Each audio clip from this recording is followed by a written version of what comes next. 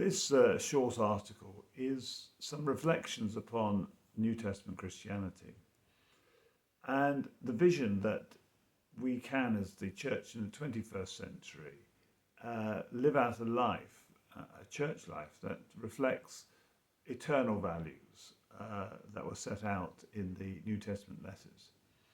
And it's not necessarily in-depth study, it's just a thought pattern over 40 years of being a Christian and thinking about what it would be to live New Testament Christianity, such that the church, whilst embracing modern technology, doesn't lose sight of the eternal realities of what Jesus did on the cross and the realities of what Jesus expected the church to look like through its 2,000 years of history.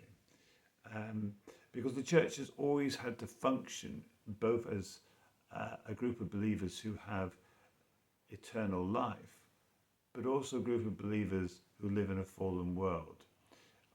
The great joy is we're looking forward to the second coming, when we'll have fully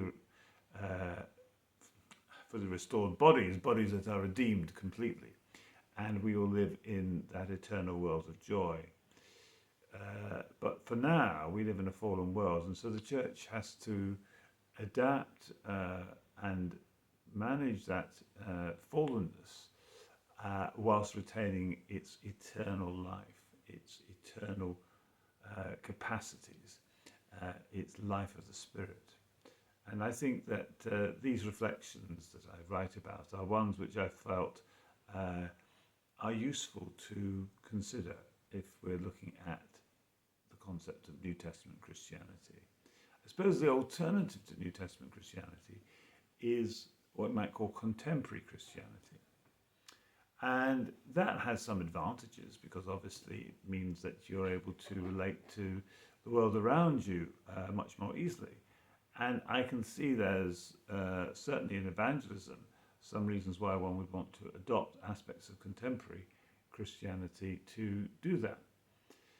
But I think on balance, the aim of New Testament Christianity is probably a more sustainable aim, because whenever the church attempts to be contemporary, whatever century that might be, the danger is that you bring much more of the world into the church than you really intended, and that can itself become a problem.